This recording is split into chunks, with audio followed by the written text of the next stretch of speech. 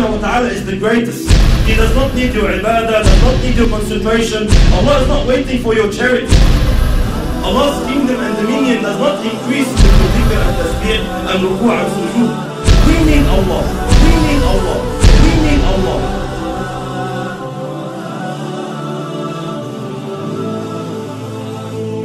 The issue of salat, the problem that we are facing with salat is that salat has to do with spirituality. It has to do with feelings that come through your heart and thoughts that come through your mind. A successful Muslim, like Allah subhanahu wa ta'ala says, قَدْ أَفْلَحَ الْمُؤْمِنُونَ الَّذِينَ هُمْ فِي صَلَاتِهِمْ خَاشِعُونَ. Verily the believers are successful, they are the ones who have khushu' in their salat. They pray properly, they stand before Allah subhanahu wa ta'ala properly. A crucial step, a crucial cornerstone in achieving this target is to know who you're standing in front of. Who are you speaking to? Which words are you reading? These feelings, this set of feelings, they have to come through your heart, and the more they take you on, the more they are in your heart, the better your salat is. And the weaker these thoughts and feelings come to your heart, the weaker your prayer is. Most of us, my brothers and sisters, when we stand in our salat, we are daydreaming. That's the honest truth. 90% of us, we're daydreaming in our salat. We're not even thinking of what we are supposed to think about. The thought of thinking of something doesn't exist. Why? Because the intention is not there, the strength is not there, the understanding is not there. This is why briefly, inshallah, what feelings, what emotions must come through our hearts standing before Allah subhanahu wa ta'ala? How can we assist? How can we basically amplify these feelings? Number one, knowing who Allah subhanahu wa ta'ala is. Who am I talking to? Who am I standing in front of? Allah subhanahu wa ta'ala, my brothers and sisters, does not need us. Allah subhanahu wa ta'ala is the greatest. He does not need your ibadah, does not need your concentration. Allah is not waiting for your charity. Allah's kingdom and dominion does not increase with your dhikr and tasbih and ruku' and sujood. We need Allah. We should be honored. Every single one of us, the second you make takbir, the second you say Allahu Akbar, should be honored. That Allah subhanahu wa ta'ala has allowed you a window of opportunity to speak to Him, to stand before Him. This is why the ulama say, whoever wants to talk to Allah, he should pray. You want to talk to Allah, start praying. When you're praying, you are directly, with no barriers, with no intermediaries, with no interpreters, you are speaking to your Lord, your Creator. This is why very, very important that we realize who we're talking to, my brothers. It's a small brief hadith. You know, Allahu Akbar, the understanding we should have who Allah subhanahu wa ta'ala is. Muhammad sallallahu alayhi wa sallam says in the authentic hadith, أَطَّتِ السَّمَاء وَحُقَّ لَهَا أَن طَئِتْ. The heavens have squeaked. You know, when you jump on a horse or a camel, the saddle makes a squeaky noise from the weight.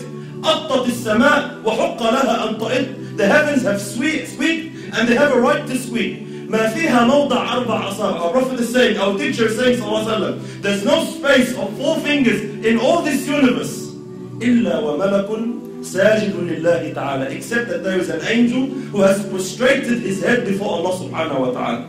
Every 4 fingers, billions and billions of angels, billions and billions of creations of Allah are continuously praising Allah subhanahu wa ta'ala. Allah subhanahu wa ta'ala says, تُسَبِّحُ لَهُ السَّمَوَاتُ السَّبْعُ. The 7 heavens and what it contains, and what is in there. تُسَبِّحُ لَهُ السَّمَوَاتُ السَّبْعُ وَالْأَرْضُ, and the land, وَمَنْ فِيهِنْ, and everyone inside it, and everyone within the boundaries. تُسَبِّحُ لَهُ السَّمَوَاتُ السَّبْعُ وَالْأَرْضُ وَمَنْ فِيهِنْ وَإِن مِّن شَيْءٍ إِلَّا يُسَبِّحُ بِحَمْدِهِ وَلَكِنْ لَا تَفْقَهُونَ تَسْبِيحَهُ. Everything is praising Allah.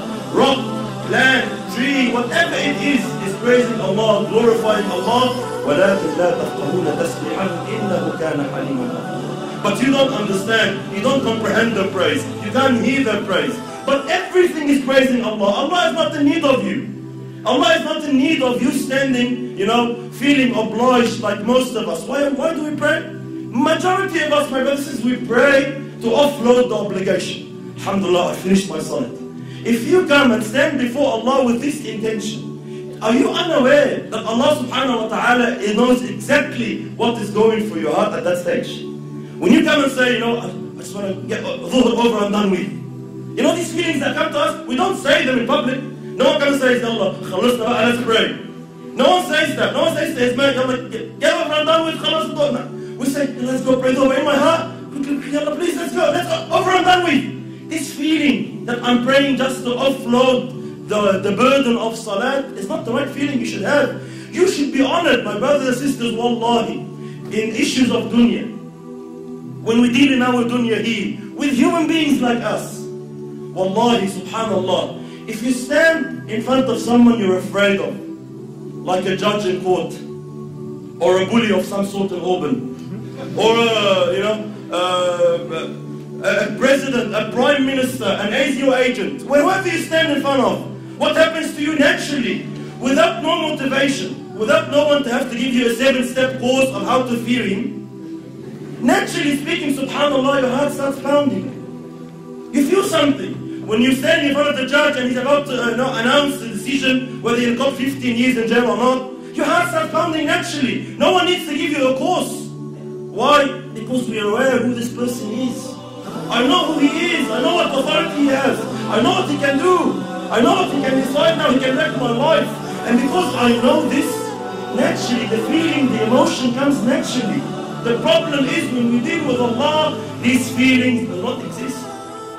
You stand before Allah and you're daydreaming. We all know Allah knows what's in your heart. يَعْلَمُ السِّرَّ وَأَخْفَى. But it does not move anything in you. Every blue moon, every now and then, maybe in Ramadan when you're feeling down, something that, you're going through trouble with your family, you want to get married, you get some emotion. Other than that, our salat is just far off where it should be. Why? We are unaware who you are standing in front of.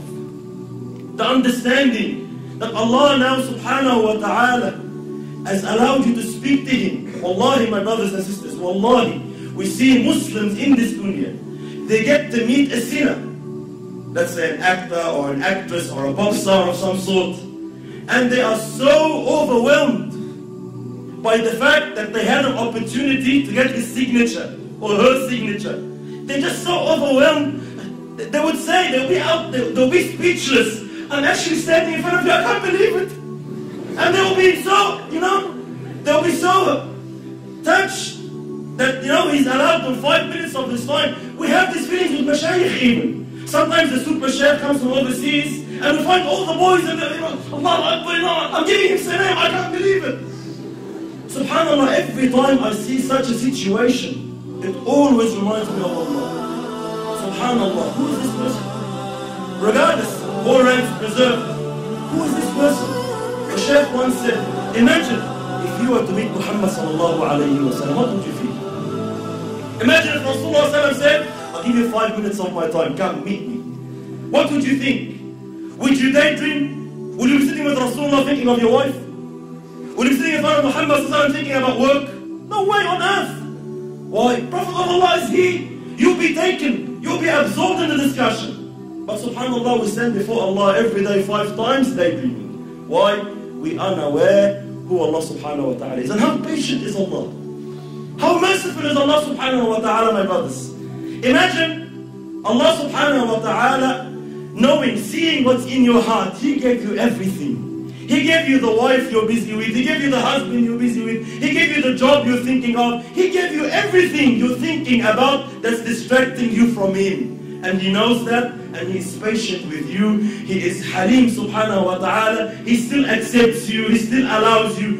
Subhanallah. Imagine a prime minister allows a peasant to come and meet him for 5 minutes. Says, alright, you have problems, come. I'll allow you to meet the prime minister. But the peasant comes, he enters the office, and he starts playing with things around in the office, forgets about the prime minister. What will happen to this guy? He'll be banned. You will never ever have a chance to meet the Prime Minister again. Why? You're an idiot. We allowed you the chance, we opened the door for you, and you don't want to present your situation. You don't want to say anything. You get busy with something else. Why did you come? Likewise, imagine Allah subhanahu wa ta'ala, the King of Kings, 5 times a day allows you an opportunity to speak to Him, to complain to Him, to beg of Him, to ask of Him, and you are daydreaming. And Allah subhanahu wa ta'ala still allows you. Allah doesn't ban you. Allah doesn't say, this guy is disrespectful. No, Allah is patient. Allah waits subhanahu wa ta'ala. You will understand. You will come back. So very, very important. Step on who Allah subhanahu wa ta'ala is.